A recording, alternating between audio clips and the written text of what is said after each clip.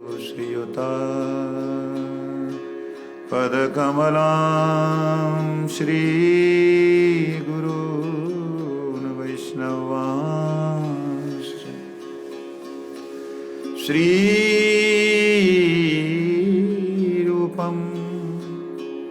साग्रजातं सहगना रघुनाथान्वितं तं सजीवं साद्वैतं सावधूतं परिजनासहितं कृष्णचैतन्यदेवं श्रीराधा कृष्णपादान् सहगना ललिता श्रीविशाखान्वितांश्च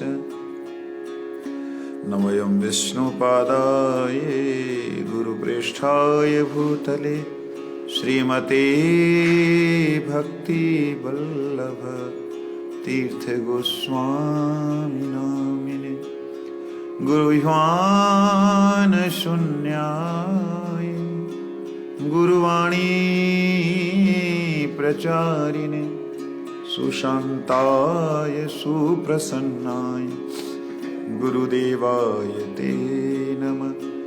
जीवेषु कोटिमातृवत् सुस्निग्धहृदयाय च सत्तीर्थसख्यछत्राय प्रणतार्थप्रदायिने तृणादपि सुनिचेन श्लोकस्य चैव मूर्तये श्रीराधिका पल्लदासि युगलवल्लभे नमः। पापोऽहं दीनहीनं च त्वं विना न गतिर्मम अहेतुकीं कृपां कृत्वा दासं कुरु मे गुरुवर।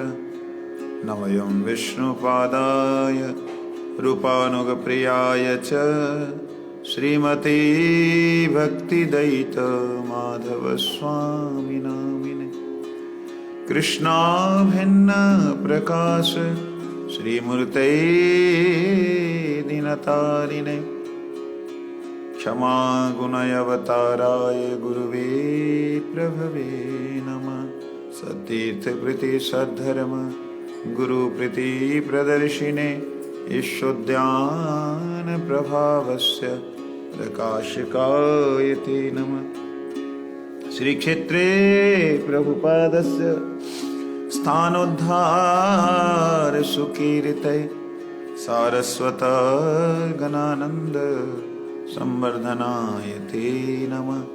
नमोऽयं विष्णुपादाय कृष्णप्रेष्ठाय भूतले श्रीमते भक्तिसिद्धान्त सरस्वती नामिने।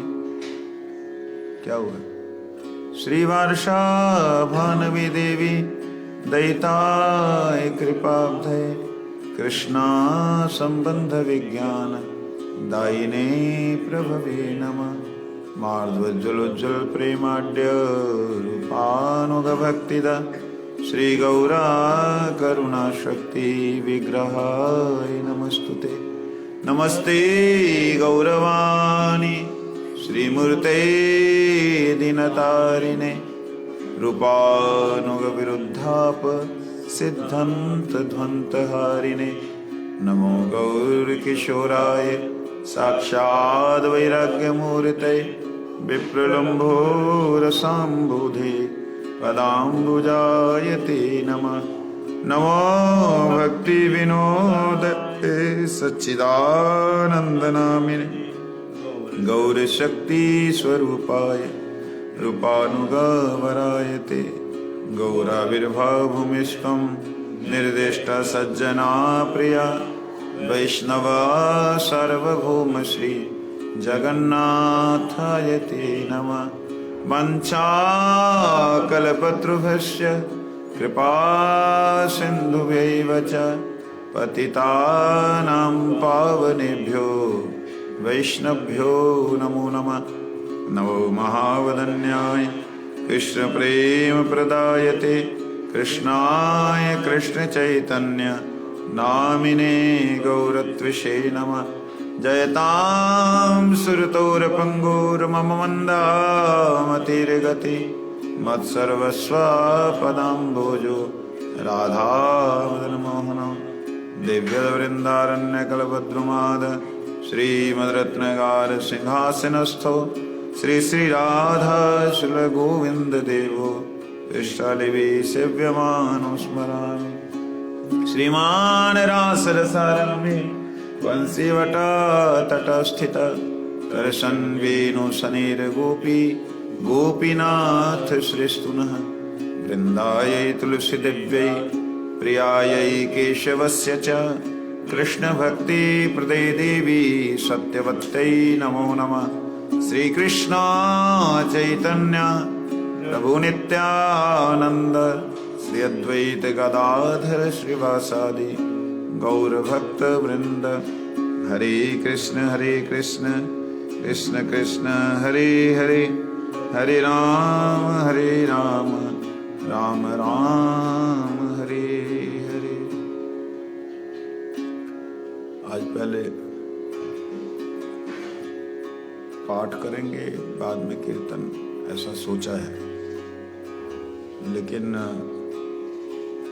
3 जो कीर्तन है जो हम सब दीक्षित व्यक्तियों के लिए, जिन्होंने भी श्रील गुरुदेव के चरणों में आश्रय लिया है, उनके लिए नित्य प्रति कंपल्सरी है, उसे पहले कर लेते हैं। गुरु परंपरा कीर्तन।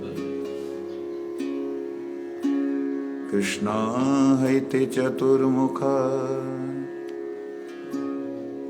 हये कृष्णा सेवन्मुख।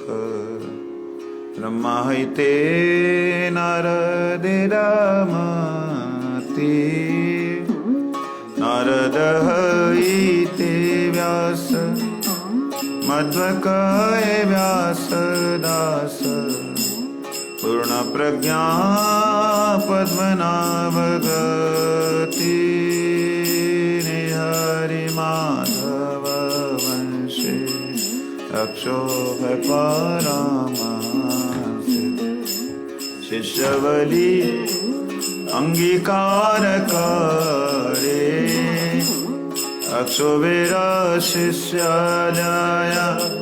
तीर्थनाम परिचय शारदा से ज्ञान सिंधु तारित दयानिधि। शारदास विद्यानिधि राजेंद्र लोतायते। ताहर किंकर जय धर्म नाम परिचय। परंपरा जन बाल माते जया धर्म दासे ख्याति। श्री पुरुषोत्तमायति ताहते ब्राह्मण्य तीर्थ सूरी। व्यास तीर्थ तारदास लक्ष्मीपति व्यास दास।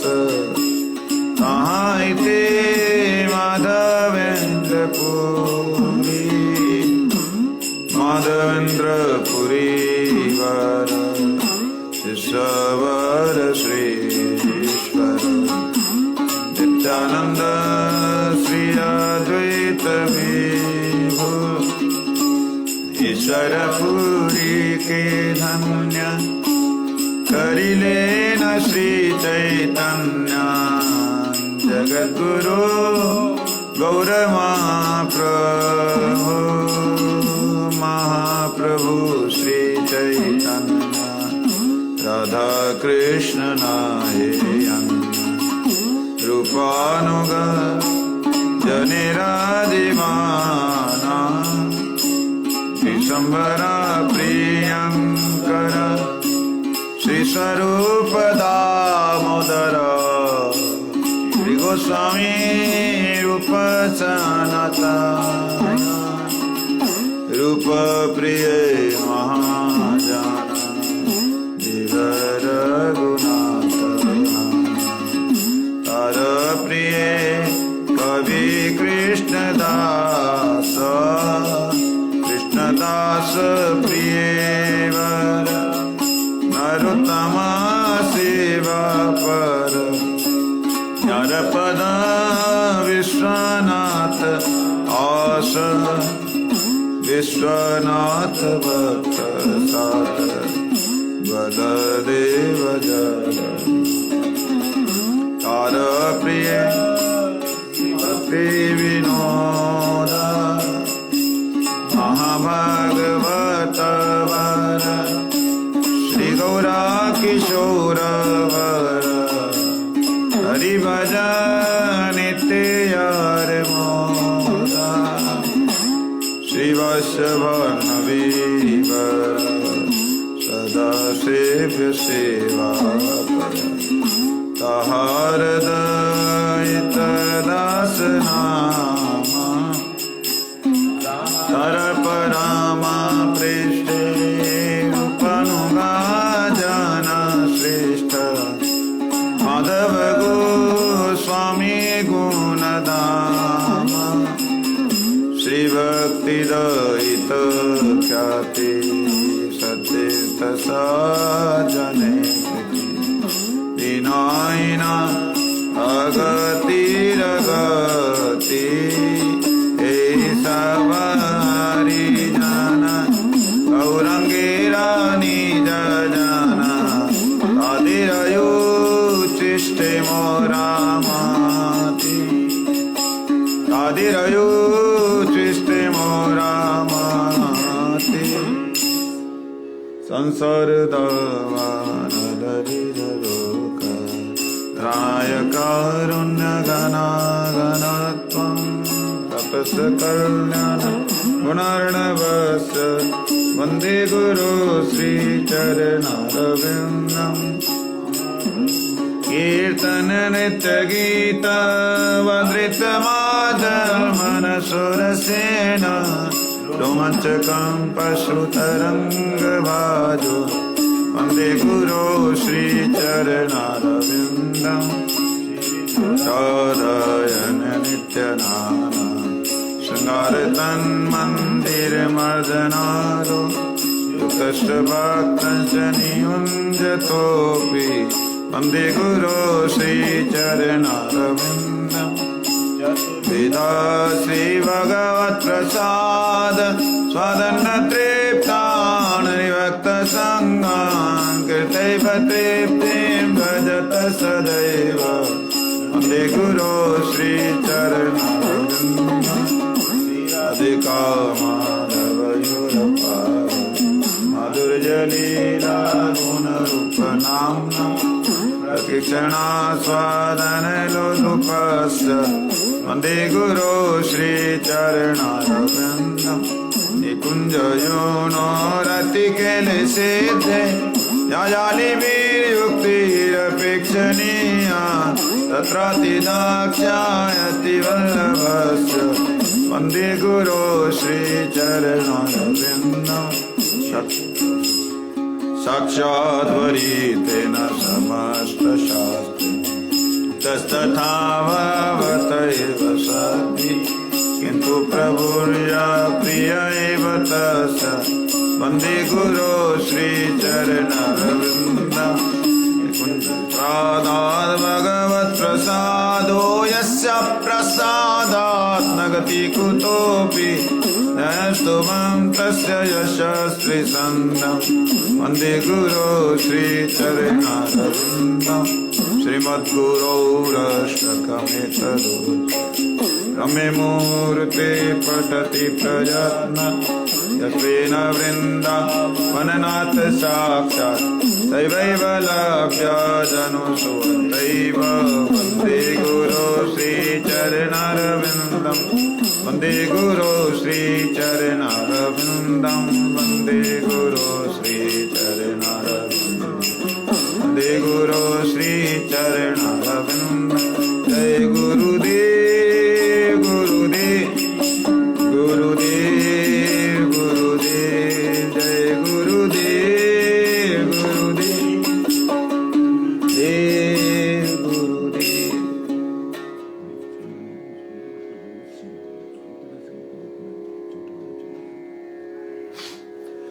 वृंदावनवासी यत वैष्णवेरगान प्रथमे वंदना करी सवार चराना नीलाचलवासी यत महाप्रभुर गाना भूमिते परिया वंदो सवार चराना नवदीपवासी यथ महाप्रभुर्भक्त सवार चराना वंदो अय्यानुरक्त महाप्रभुर्भक्तायत गौड़देशे स्थिति सवार चराना वंदो करिया प्रणाति ये देशे देशे देशे गौरांगेर गाना उद्धवाउ करी वंदो सवार चराना अय्याचे नाई बिना प्रभुर्या तो दासा सवार चराना बंदो अंति करिगास ब्रह्मांड तारी ते सब हरे जाने जाने विविध पुराने गुण गाय जे वसुनी महाप्रभुर गणा सावा पपवाना ताई लोवे मोई पापी लयनो शराना वंदना करीते कत शक्तिधारी तमो बुद्धि दोषे मोहि संभ मात्र करी तथापि मुखेरा वाक्य मनेराल्लासा दोष क्षामि मोहाधमे करो निज दास सर्ववांछा सिद्धिय यमबंध छूटे जगते दुर्लभय प्रेमदान लूटे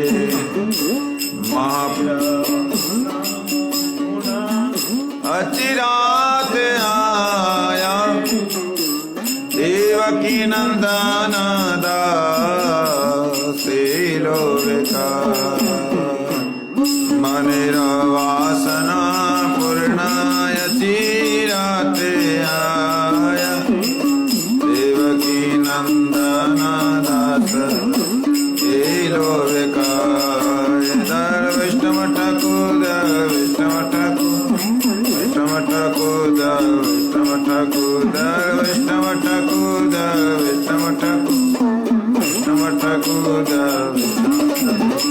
श्री कृष्ण चैतन्य प्रभु नित्यानंद श्री अद्वैत गदाधर श्रीवासदि गौरभक्तवृंद श्री कृष्ण चैतन्य प्रभु नित्यानंद श्री अद्वैत गदाधर श्रीवासदि गौरभक्तवृंद श्री कृष्ण चैतन्य प्रभु नित्यानंद श्री अद्वैत गदाधर श्रीवासदि गौरभक्तवृंद श्री कृष्ण प्रभु नित्यानंद श्री अद्वैत गदाधर श्रीवासदि गौरभक्तवृंद हरे कृष्ण हरे राम राम राम हरे हरे कृष्ण कृष्ण कृष्ण हरे राम हरे कृष्णा हरे राम राम राम हरे हरे हरे कृष्णा हरे राम राम हरे कृष्णा कृष्णा कृष्णा हरे हरे हरे राम राम राम हरे हरे हरे कृष्णा हरे राम हरि बोल हरि बोल हरि बोल हरि बोल हरि बोल हरि बोल।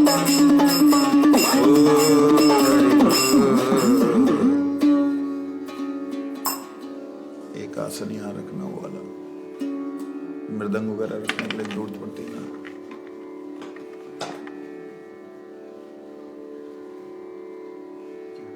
आसन एक रख दो यहाँ।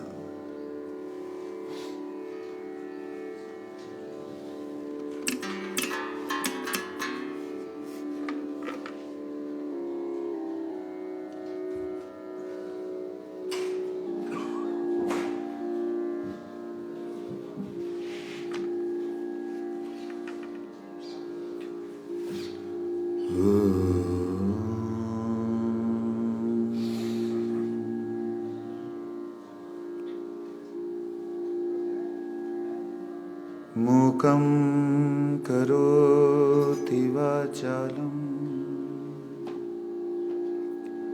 पंगुं लंघयते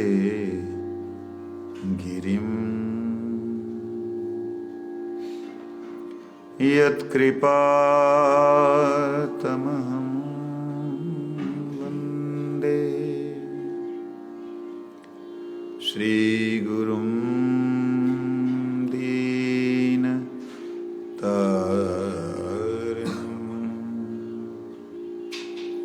कृपया क्षमताम् अपराधी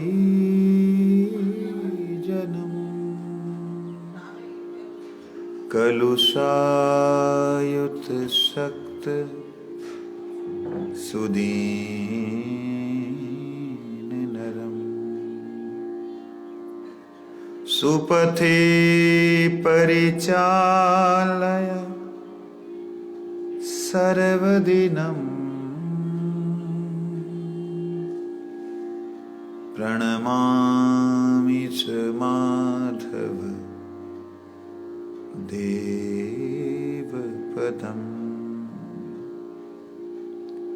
वंशाकल्पतरुभ्यश्च कृपा सिन्धुभ्यैव च पतितानां पावनेभ्यो वैष्णवेभ्यो नमो नमः।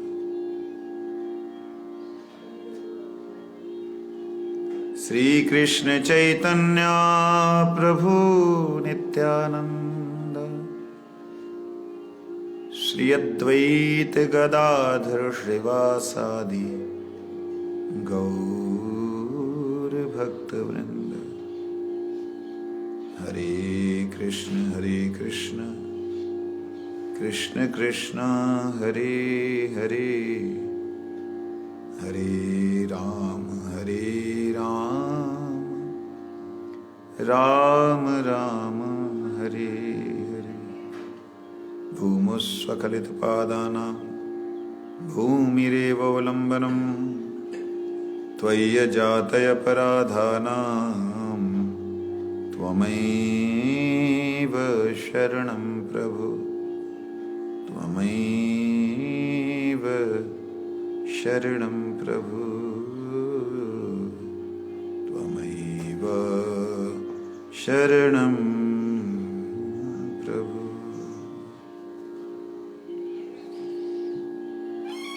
जय जगत गुरु श्री सच्चिदानंद भक्ति विनोद ठाकुर जी महाराज की जय हो। श्री जैव धर्म की जय हो।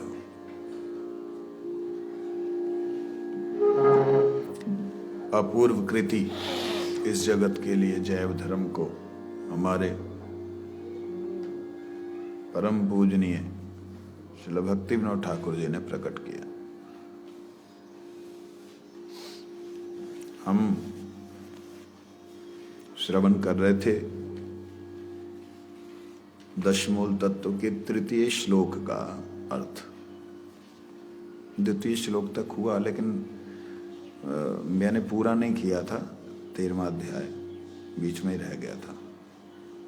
कल हम लोगों ने 14वें अध्याय से शुरू किया, शक्ति तत्व पर विचार। कहते हैं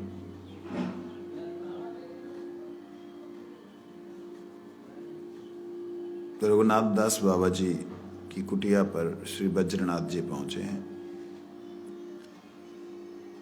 वज्रनाथ जी ने पहले तो कुटिया को प्रणाम किया, बाद में बाबा जी को साष्टांग प्रणाम किया। बाबा जी ने बड़े प्रेम से उन्हें गले लगाया और अपने निकट बैठा लिया। वज्रनाथ जी ने बैठते बैठते तो उत्कंठित होकर कहा, प्रभु कल आपने मुझे दशमूल तत्व का तृतीय मूल श्लोक सुनाने को कहा था, उसे सुनने के लिए मेरी बड़ी इच्छा है, सुनाइए, कृपा उसे सुनाइए। कल एक बड़ी प्यारी बात बोली वज्रनाथ जी, मन मन में जो सोच रहे थे भक्तिविनोद ठाकुर जी ने लिखा। कहते कि वज्रनाथ जी सोचते हैं कि रघुनाथ दास बाबा जी महाराज जो शब्द बोलते हैं, उस शब्द को स्थापित करने के लिए वेद की श्रुतियां, वेदांत के सूत्र जो है पीछे पीछे दौड़े आते हैं कि हम हैं, मतलब तुम इसको साधारण भाषा मत समझो। इस बात से मेरे को एक बात याद आई। गुरु महाराज जी कहते हैं, एक दिन परम गुरु महाराज जी ने गुरु जी को बुलाया और भक्तिविनोद ठाकुर जी के कीर्तनों को पाठ करने के लिए बोला, और वो थे कल्याण कल्पद्रुम का। कहते हैं हम उसको पाठ कर रहे हैं, पाठ करते करते क्या ऐसा हो गया दशा। हेलो गुरु जी, उस पाठ करते करते एक अद्भुत अवस्था में पहुंच गए जिसमें गुरु जी रो रहे हैं, परम गुरु जी बैठे हुए हैं। तो कहते तब हमको मालूम पड़ा ये कोई साधारण शब्द नहीं है, शब्द ब्रह्म है। तो वज्रनाथ जी की भी यही स्थिति हुई। जो उन्होंने सुना रघुनाथ दास बाबा जी महाराज से, उसे सुनने से उनके मन में यही भाव जागृत हुआ, आहा ये क्या है। उत्कंठित हो रहे हैं, पुलकायमान हो रहे हैं, गदगद हो रहे हैं। इतने कम शब्द बोलते हैं लेकिन उन शब्दों के पीछे कितना रहस्य है, ये सब प्रकाशित होता है। आप कहें कि आपको ऐसे बोलने से समझ आ जाएगा, नहीं आएगा। अपने आप को हम विद्वान समझ सकते हैं, ये हमारी मूर्खता की निशानी है। हम कितने बड़े मूर्ख हैं उतने बड़े विद्वान अपने आप को समझेंगे। हम बहुत कुछ जानते मतलब कुछ नहीं जानते। वज्रनाथ जी जैसे महापंडित, उनको जब अनुभव हुआ कि दास बाबा जी महाराज जो हैं बड़े एक एक शब्द के पीछे ये सिद्धांत है, तो भक्तिविनोद ठाकुर जी के कीर्तनों के पीछे सारे वेद वेदांतों का सिद्धांत है। ये बात जब समझ में आएगी तब मालूम पड़ेगा कि भक्तिविनोद ठाकुर के कीर्तन ऐसे ही नहीं है। जो कीर्तन में हमारी रुचि नहीं होती ना, तब मालूम पड़ेगा कि ऐसे ही नहीं है। गुरुदेव जो बोलते हैं गुरु है तो शब्द ब्रह्म है, कैसे बोल दिया गुरु जी ने। बोलने का मतलब हमारी समझ में नहीं आया है। भक्तिविनोद ठाकुर जी ने जो लिखा है वो फालतू चीज नहीं लिखी, अपने मन के ख्याल नहीं लिखे। तो ये भावों से भावित होकर के दास गोस्वामी के पास में, दास बाबा जी महाराज के पास में जब आए, तो बाबा जी बड़े प्रसन्न होकर के उनकी बात को सुन के कहते हैं, ठीक है सुनो। पराख्याया शक्तेर पृथगमी पृथक अपि सस्वे महिमनि स्थितो जीवाख्यां स्वां चिदाभिहितां तां त्रिपदिकां। कहते हैं परा आख्याया, जो पराशक्ति के नाम से आख्याया, आख्याया का मतलब होता है उच्चारित की जाती है, बोली जाती है या सुनी जाती है, जिसकी आख्या, जिसकी व्याख्या पराशक्ति के नाम से होती है, उसको कहते हैं शक्तिर पृथकपि सस्वे महिमणि। वो पराख्या, वो पराशक्ति पृथक होने पर भी भगवान से, भगवान की ही महिमणि है, भगवान की ही महिमा है, भगवान से अलग भी नहीं है और भगवान भी नहीं है, मतलब पृथक होने पर भी भगवान की स्वयं महिमणि। स्थितो जीवाख्या, जहां पर जीव नाम की जो शक्ति है वह स्वाम चिदाभिताम, वो स्वयं चिदा अभिताम। चिद मतलब क्या होता है? ज्ञान। अभिताम जो ज्ञान के द्वारा अभिभीत है, अब मतलब अभिहित है, उसके अंदर ज्ञान ऐसे ही स्वाभाविक रूप से है, वही है चिद। ताम त्रिपादिकाम, वह त्रिपाद युक्त है। कहते हैं स्वतंत्रे इच्छा शक्तिम सकल विषय प्रेरणपो प्रेरण परो विकाराद्यै शून्यः परम पुरुषो अयम विजयते। अर्थ करते हैं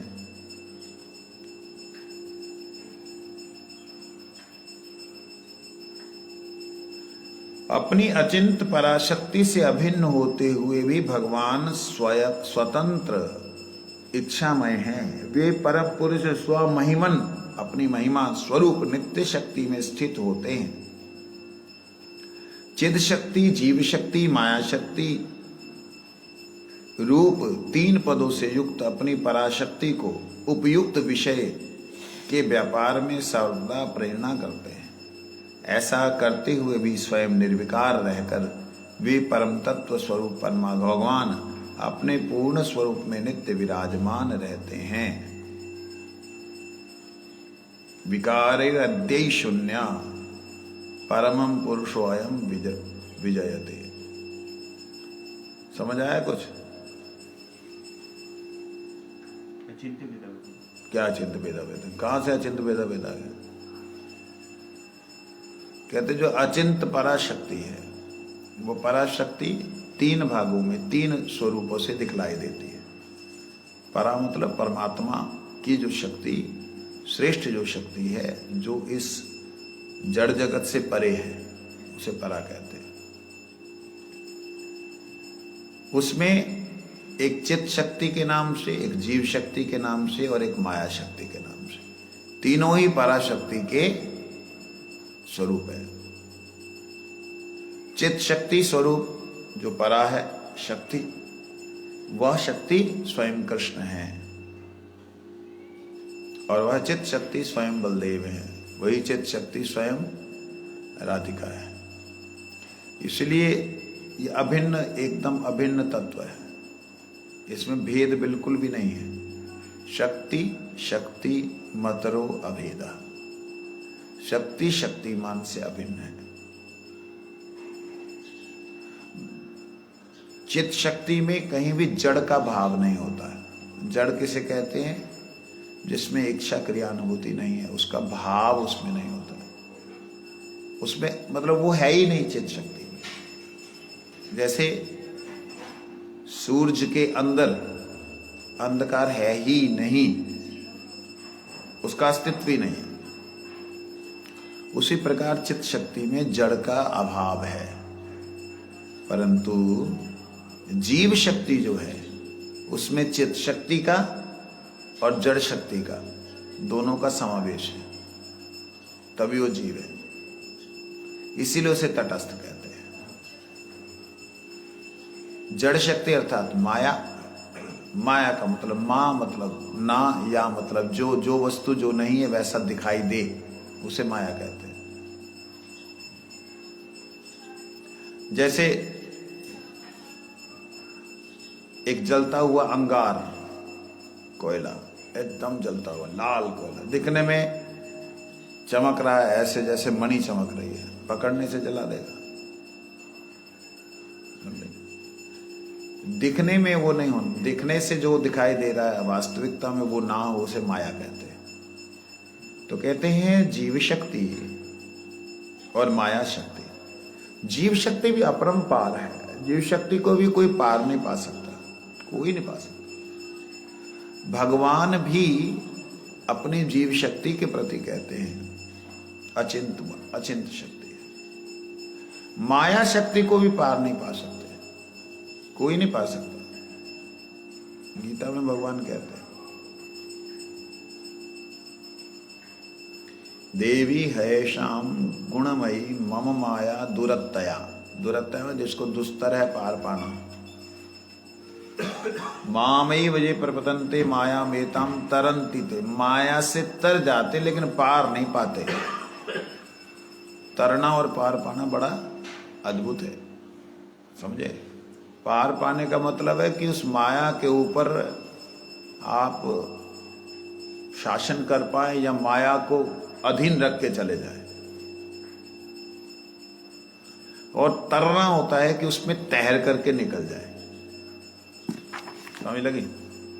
तो मेरी शरण जो आता है वो मेरी चरण रूपी नौका पे बैठने से तर जाता है। और अगर उसको कोई पार पाने की कोशिश करे, इधर से उधर चला जाए, उधर से इधर आ जाए, कहते ये संभव नहीं है। भगवान स्वयं कहते हैं। भगवान के शब्द में दुरत्या शब्द आया, तो मजाक नहीं है। तो जो लोग बोलते हैं ना माया विजयी, माया के ऊपर जो शासन करते हैं हमारे गुरुजी फलाना ठिकाना, बोलने दो, हो सकता है वो कर रहे हो, लेकिन ये संभव नहीं है। क्योंकि स्वयं भगवान भी उसी माया के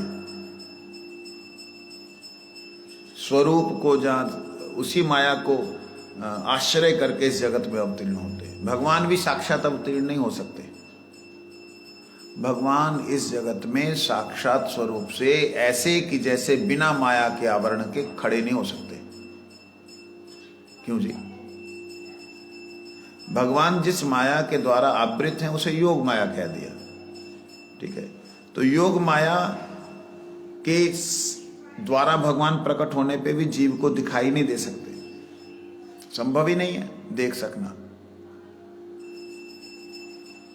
क्योंकि जीव महामाया के द्वारा आवृत है और योग माया के द्वारा आवृत है, दोनों में बड़ा पृथक भेद है। लेकिन जब वही जीव उन्मुख होता है, महामयी वही प्रपदन्ते, तब उस जीव को भगवान का योग माया स्वरूप की कृपा से भगवान का दर्शन हो पाता है, समझे। तो यहां 3 पदों में युक्त है। कौन सी शक्ति 3 पदों में? परमात्मा की पराशक्ति 3 भावों में 3 स्वरूपों से प्रतिष्ठित है। चित्त स्वरूप, जीव स्वरूप और माया स्वरूप। लेकिन माया को तो अपराशक्ति तो है ना, अपराशक्ति तो उसी की है, तुम्हारी तो है नहीं। अपराशक्ति भी तो उसी की है, लेकिन अभी तो पराशक्ति नहीं। पराशक्ति के 3 स्वरूप है। पराशक्ति ही परिवर्तित होकर के अपराशक्ति का रूप धारण करते। जैसे सूरज अभी किरणें निकल आई हैं, दरवाजा खोल दो, सूरज की किरणें आने दो। सूरज की किरणें आ गई। अगर सूरज की किरणें हैं तभी तो छाया है। तो छाया किसके कारण से हो रही है? सूरज की रोशनी से। क्या सूरज की रोशनी छाया का कारण है? सूरज का ये जो प्रकाश आ रहा है अंदर, क्या ये छाया का कारण है? हाँ जी, कारण है। अगर सूरज की किरणें ना हो, प्रकाश ना हो, तो छाया कहां से होगी? इस दृष्टि से पराशक्ति अगर ना हो तो माया शक्ति कहां से होगी? अपरा कहां से होगी? समझ आइए।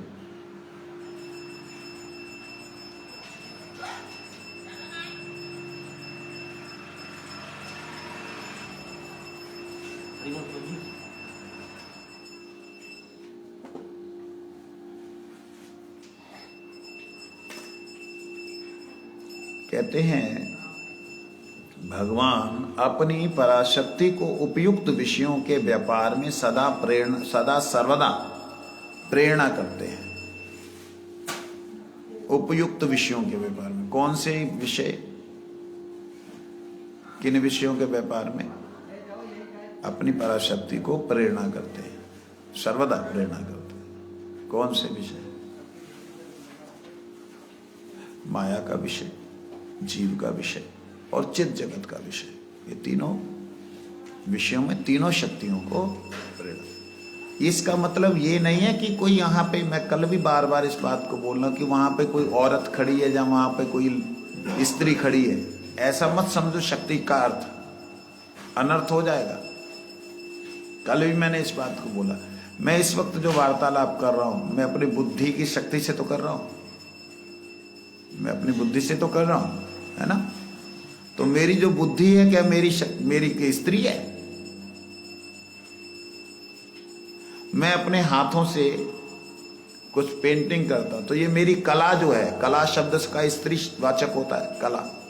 तो ये मेरी जो कला है, क्या स्त्री है? इसलिए वहां पे हमारी बुद्धि से बाहर है शक्ति शब्द का अर्थ। इस बात को समझिएगा। हाँ, हमारी बुद्धि से बाहर है, लेकिन हम लोग नहीं समझ सकते उसके अलावा कुछ, इसीलिए हमें ऐसा दिखलाई देता है, दिखलाया जाता है, दिखलाई देता है या दिखलाया जाता है कि वो शक्ति स्त्री स्वरूपा है। हमारे दिमाग में और कुछ घुसता नहीं, इसलिए दिखाई देता है या दिखलाया जाता है। ये स्त्री पुरुष जो सब है, ये माया सब से होने के कारण, जड़ीय सब होने के कारण ही ऐसा प्रतीत होता है। स्त्री पुरुष जो शब्द है, ये है तो इस जगत का ही,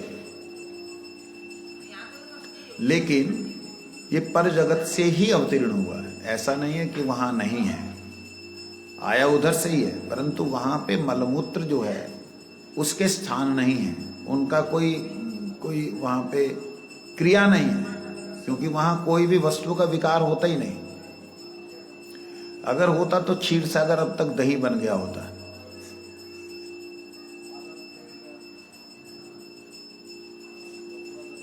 वहां पे दूध का विकार नहीं होता है। मैंने अभी ये पता नहीं कुछ दिन पहले कहीं पे बोला होगा, उसकी कथा डाली थी किसी ने, तो दूध का विकार नहीं होता है, तो गोलोक धाम में दही कहां से आता है? तो गोलोक धाम में दही तो होता ही नहीं, फिर माखन का काम ही नहीं, तो बिना माखन और बिना दही के तो गोलोक धाम हो ही नहीं सकता है। पटक पटक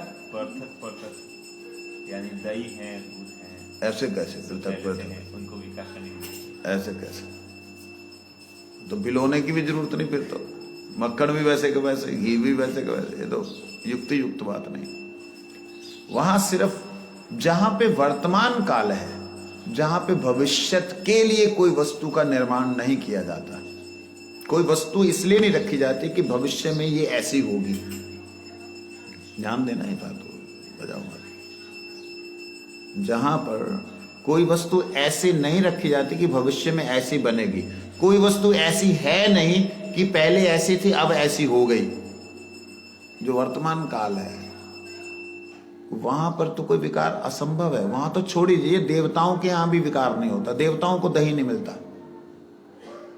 तक्रो देव दुर्लभा, तक्र का मतलब होता दही, देव दुर्लभ, देवताओं के लिए दुर्लभ है, इसीलिए उनको घी से अभिषेक वो किया जाता है, यज्ञ, क्योंकि वहां घी नहीं मिलता। बात समझ रहे मेरी? तो जहां विकार है ही नहीं, तो माया क्या हो सकती है? माया भी नहीं है, तो माया के भीतर रह के ही केवल मात्र विकार होता है। यहां शब्द देखिए, कहते 3 पदों से युक्त होकर ऐसा करते हुए भी वह स्वयं निर्विकार रहकर परम तत्व स्वरूप भगवान अपने पूर्ण स्वरूप में नित्य विराजमान होते हैं। तो मूल रूप से कहने की बात जितने भी विकार हम देख रहे हैं वो इस संसार में, और उस जगत में फिर कैसे होता है, दही दूध घृत ये सब कैसे होता है, जहां पर वर्तमान ही वर्तमान है, वहां ऐसा है नहीं कि भी अभी दूध निकालेंगे तो दूध पीने को मिलेगा। बात समझ रहे, है ही नहीं सिस्टम, तो कैसे चलेगा। यहां पे जैसे हम लोग देखते हैं, आज मैंने अगर किसी को पैसे भेजने हैं तो मैं नोट गिन गिन के नहीं देता हूं, डाले नंबर डाले 10,000 टक टक टक 10,000 पहुंच गए, हाँ भी मिल गए, हाँ मिल गए, क्या कुछ मिला उसको, क्या कुछ मैंने दिया, प्रैक्टिकली क्या कुछ मैंने दिया या उसको मिला सूक्ष्म दृष्टि से हुआ। है? क्यों जी, हाँ ना फटाफट बोलो। मैंने उसको कुछ दिया, उसको कुछ मिला क्या? दिया तो मतलब हाथ से नहीं दिया, लेकिन दूसरे प्रोसेस से दिया। यहाँ पे जिस प्रकार से एक मनी ट्रांसफॉर्मेशन जो है वो केवल बटन टिपने से हो जाती है, टच करने से हो जाती है, वहां पर गोलोक धाम में इससे करोड़ों गुना ज्यादा कॉन्शियसनेस है, ज्ञान है, प्रज्ञा है, वो चिद व्यापार ऐसा होता है। थोड़ा मैं बोल रहा हूं, अवश्य आप लोगों के समझ में इतनी जल्दी नहीं आएगा, ये तो अनुभव के विषय होते हैं। गुरुदेव ने एक बार बोला था इस बात को, कहते उस जगत का प्रत्येक कण चैतन्य है, आत्मा है, वहां कोई जड़ तत्व हो ही नहीं सकता, है ही नहीं। बात समझ रहे हैं? तो वहां जिस प्रकार यहां से हमने भेजा वहां मिल गया। अच्छा, अभी तो ऐसे सॉफ्टवेयर्स हैं कि आप नहीं चला रहे हो, कोई दूसरा आपके कंप्यूटर को चला रहा है हजारों किलोमीटर दूर से, उसको जो फाइल चाहिए वो फाइल ले रहा है हजारों किलोमीटर दूर से। अरे हार्डवेयर आपके सामने पड़ा है, चला दूसरा रहा है। ये जैसे सूक्ष्म तरंगों के द्वारा आप सूक्ष्मता को ट्रांसफर कर सकते हैं, सॉफ्ट वस्तु को सॉफ्ट के द्वारा आप जैसे ट्रांसफर कर सकते हैं, ऐसे ही गोलोक धाम में जब स्निग्धकंठ और मधुकंठ, स्निग्धकंठ और मधुकंठ कौन है?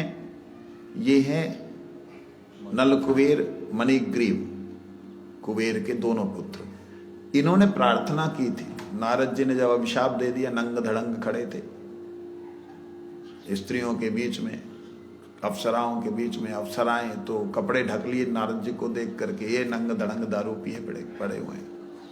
बाबा को दया आगे दे अभिशाप दिया। अभिशाप का मतलब ही सोच लो भगवान की साक्षात कृपा हो गई, क्योंकि अभिशाप होने से क्रोध आता है संत को, और क्रोध आने से तुम्हारे जितने भी पाप में भस्म हो जाते हैं। और जबरदस्ती क्रोध मत दिलाना, नहीं तो अपराध हो जाते हैं। समझे नहीं? वो पाप तो नष्ट हो जाएंगे, अपराध ऐसे ही हुआ। अब क्या हुआ? वो नारद जी के द्वारा अभिशाप प्राप्त होने से ये लोग ठाकुर जी की लीला का दर्शन करने लगे। ठाकुर जी की प्रकट लीला हुई, और वहां कौन कौन से ऋषि आ रहे हैं, कौन कौन से मुनि आ रहे हैं, ठाकुर जी क्या कर रहे हैं क्या नहीं कर रहे, तो दर्शन करने लगे। अब 2.5 साल की उम्र में ठाकुर जी ने इनको उखाड़ फेंका।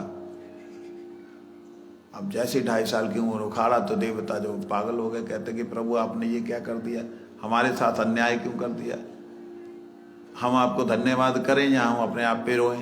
कहते क्या बात हो गई? कहते प्रभु बात ये है, आपका जो लीला का दर्शन कर रहे थे उसका जो आनंद आ रहा था वो पेड़ बनने में ही आ रहा था, हमें यहाँ पे कोई गुलमलता ही बना दीजिए, काहे को हमको छुट्टी दे रहे हो, हम आपके लीला का गुणगान कर पाए, ऐसी कृपा करें। भगवान ने कहा तथास्तु, जाओ तुम लीला का ही गुणगान करो। गोलोक धाम में उनको स्थान दे दिया। कल्पना कर सकते हैं, 2 वक्ताओं का, एक है स्निग्धकंठ और दूसरा है मधुकंठ। स्निग्धकंठ जो है वो जब कथा करते हैं उसमें दास, सख्य, वात्सल्य रस के भक्त रहते हैं। अगर मधु रस की सेविकाएं, दासानुदासियां जो हैं वो रहती भी हैं, या दासानुदास प्रिय नर्म सखा रहते भी हैं, तो उनके अंदर कृष्ण के प्रति जो वात्सल्यता, जहाँ जो साख्य का, जहाँ जो प्रभुता का भाव है, वो ही उनको दिखाई देता है। इनमें सारे के सारे वात्सल्य भाव वाले, और इसमें गोपाल कृष्ण जो है माँ यशोदा की गोद में, नंद बाबा की गोद में दाऊ जी महाराज दोनों बैठे होते हैं और दोनों कथा सुनते हैं। क्या कथा सुनते हैं? प्रैक्टिकल अब चीज को समझिएगा। इस चीज को जीवन में एक बार समझ लिया तो दोबारा ये प्रश्न नहीं आएगा। वो कथा क्या सुनते हैं? भूत की, पहले जो हो चुका उसकी नहीं, जो पहले हुआ है उसको वर्तमान में देखते हैं। और जैसे ही वो, क्योंकि वहां तो वर्तमान काल है, जैसे वो सुन रहे हैं उसी हिसाब से वो प्रवेश कर जाते हैं। मतलब वो लीला शुरू हो गई। जन्म लीला अनंत काल से हो रही है, अनंत काल तक चलती रहेगी। ऐसे ही अगली लीला जो अनंत काल से हो रही है, अनंत काल, मतलब वो अनंत शब्द का प्रयोग वहीं पे हो सकता है।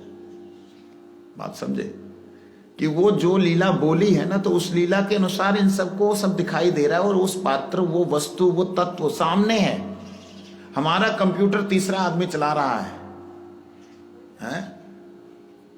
हम नहीं हिला रहे हैं, माउस भी नहीं हिला रहे, माउस भी चल रहा है, तीसरा आदमी कर रहा है। ये संसार के मनुष्यों के द्वारा जो छोटी सी क्षुद्र बुद्धि है, जिसको 10% यूज किया गया है, उसके द्वारा ये क्रिया हो सकती है। और गोलोक धाम में तो बुद्धि है ही नहीं, बुद्धि का काम ही नहीं, वो तो चैतन्य कार्य है। और चैतन्य कार्य में जैसे ही श्रवण करते हैं वस्तु वहां प्रकट होती है। प्रकट मतलब दही, तो दही है, घड़ा तो घड़ा है, दही भी भागता है और घड़ा भी भागता है। क्योंकि जितना भी शांत जगत है वो तो मैक्सिमम शांत है।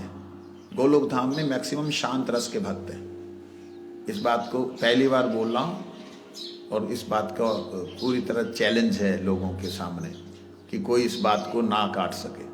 क्योंकि जितने वृक्ष, लता, तरु, रज है, जितने भी कण हैं वहां के, सब शांत हैं। तो शांत रस के वह भक्त जो भगवान के चरणों की भक्ति करते हुए भगवान में ही विलीन होना चाहते हैं, भगवान के चरणों की भक्ति करते हुए भगवान में ही विलीन होना चाहते हैं, उनको उस धाम में वो स्थान मिलता है। और फिर कभी उनके हृदय में जब जैसे दही शब्द हुआ तो इकट्ठे होकर के दही के स्वरूप में भगवान के सामने होते हैं। कोई विकार नहीं होता, भगवान पाते हैं कैसे वो भीतर जाते हैं, फिर पुनः जो है भगवान के श्रीअंग से दिव्य प्रकाश और दिव्य ब्रह्म ज्योति के स्वरूप से बाहर निकलते हैं, फिर पुनः वैसे के वैसे हो जाते हैं। यही वहां की दिव्यता है ना, दिव्य व्यापार। यही बात यहां लिखी है। भगवान उपयुक्त विषयों के व्यापार में उन्हें सर्वदा प्रेरणा करते हैं। प्रेरणा करने का मतलब है हो रहा है, चल रहा है। इस प्रकार बज्रनाथ जी ने कहा। ब्राह्मण मंडली का कथन यह है कि परम तत्व ब्रह्मावस्था में लुप्त शक्ति है और ईश्वर अवस्था में वही व्यक्त शक्ति है। मैं इस विषय में वेदों का सिद्धांत सुनना चाहता हूं। बज्रनाथ जी ने बात कही। जब परम तत्व ब्रह्म अवस्था में है तब वह लुप्त शक्ति है। क्या है जी परम तत्व ब्रह्म अवस्था में?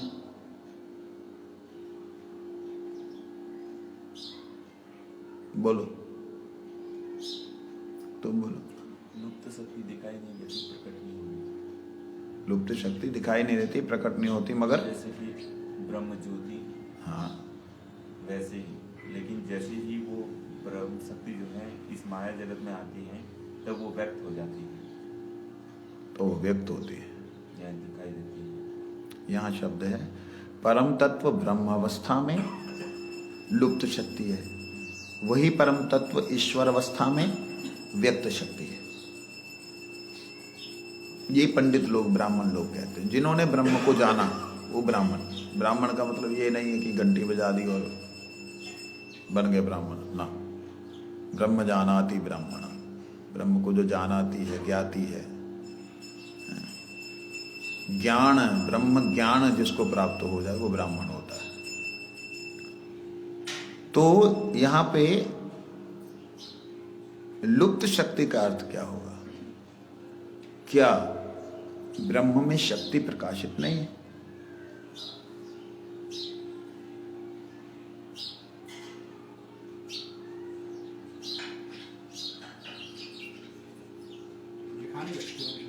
दिखा नहीं रखी, दिखा नहीं रखी है।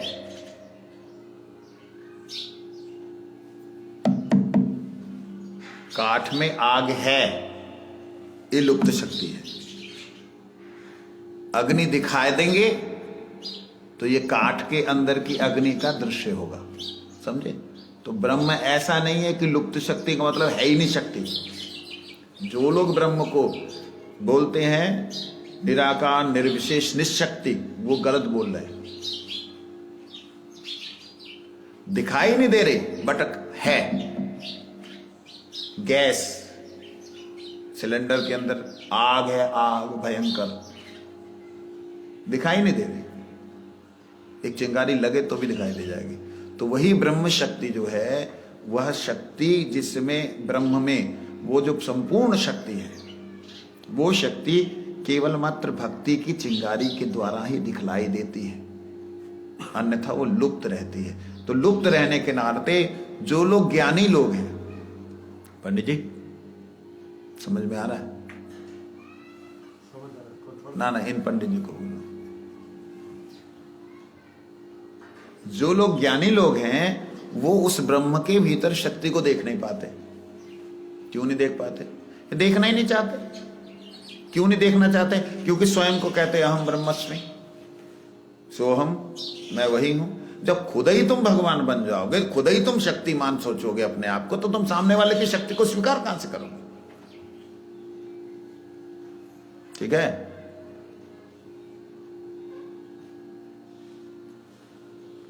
कुंचम कुंचम समझंती। मुझे मालूम है, तेलुगु में पूरा मालूम है, लेकिन मैं एक्सप्लेन नहीं कर सकता। ना समझ में आ रहा है ना? हाँ समझ रहे। बस वही मैं कह रहा हूँ। एक कथा जब ये करते गोलोक धाम में, तो जैसे पोता को धार किया, तो उनको ऐसा अनुभूति होती है उधर कि हो रहा है, क्या हो रहा है? वही तो बोला था। क्या उधर प्रवेश करने में क्या होता है कि उनको दिख रहा है कि क्या हो रहा है? दिखता नहीं है, दिखता नहीं है। वो पूर्णतया शरीर में पूर्णतया अपने आप में वो प्रकट हो जाता है, पूर्णतया प्रकट हो जाता है। और वहां सबसे बड़ी खासियत यह है, एक छोटी सी बात बोल रहा हूं, वहां का जो टाइम पीरियड है, वो जो सुनाने वाला जो व्यक्ति है ना, वो जो सुना रहा है, तो सोच लो कि हजारों बार भगवान का यहां पे प्राकट्य हो जाता है। मान लो श्री कृष्ण गोलोक धाम से अवतीर्ण हो रहे हैं, ये शब्द बोलने में जितना समय गया है, थोड़ा ध्यान देने वाली बात है, ये विचित्र बात है। ये बोलने में जितना समय मेरे को लगा है, यही समय जब वहां बोला जा रहा है, वो टाइम इतना, टाइम का जो क्या बोलते स्पैम, टाइम का जो लैप है, जो टाइम लैप जो है, वो इतना बड़ा है, इतना बड़ा है कि यहाँ पे भगवान जो है, मतलब यहाँ पे हजारों युग बीत जाते हैं केवल एक लाइन में। वहां की एक ठाकुर जी के हिसाब की जो घड़ी है, हमारे पास घड़ी उसका नहीं है, एक घड़ी में ब्रह्मा जी तो जय राधे श्याम हो जाते हैं, ब्रह्मा ही खत्म हो जाते हैं।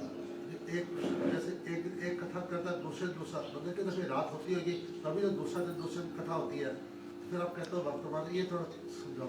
एक मिनट, पहले आप तो इसको समझ लो, ये जो बात है इसे समझ लो कि वहां पर, वहां की एक घड़ी, हमारी ये एक घड़ी कितनी बड़ी?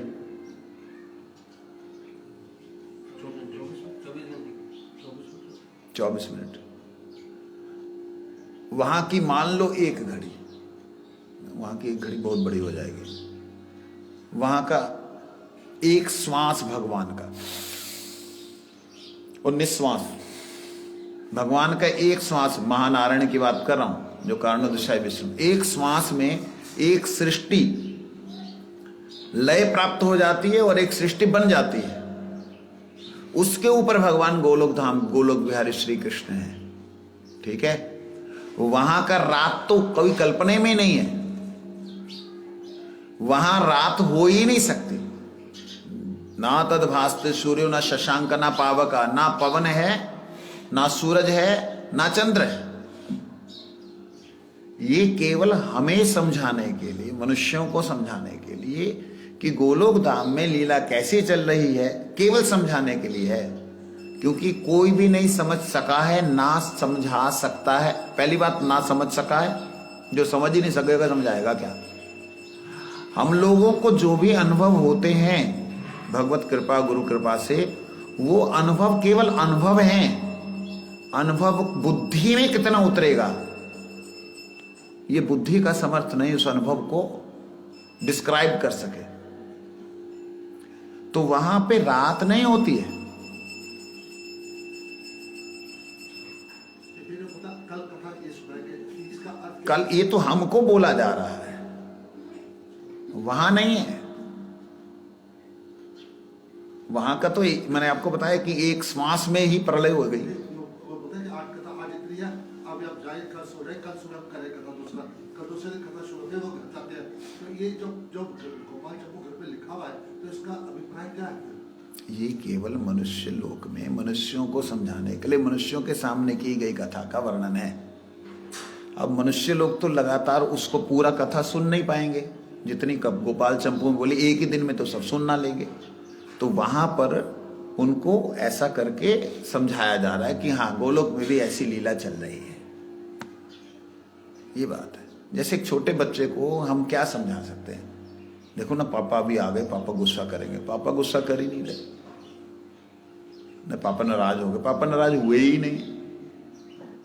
लेकिन उसकी बुद्धि उतनी ही है समझने लायक, उसको और दिन और रात के अलावा समझ में आएगा नहीं मनुष्य को।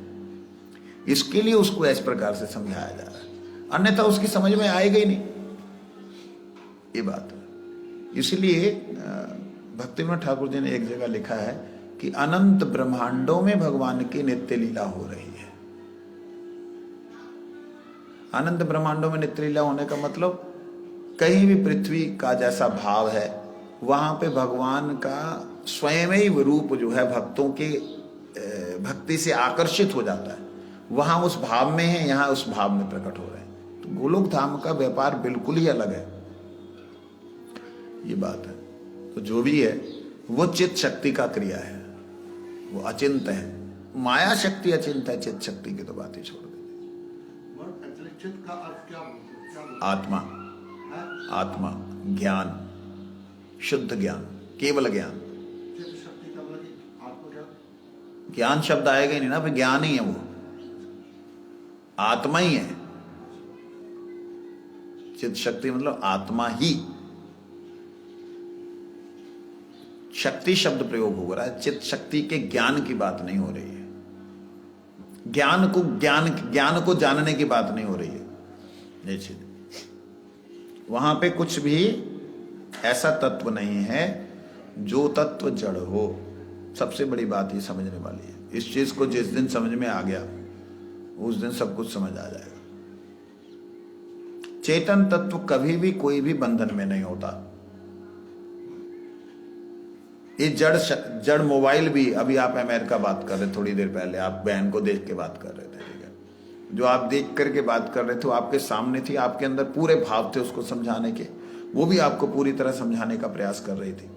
तो वो जो भाव का आदान प्रदान हो रहा है एक इंस्ट्रूमेंट के द्वारा, आप ऐसे कर लो, नहीं कर पाओगे।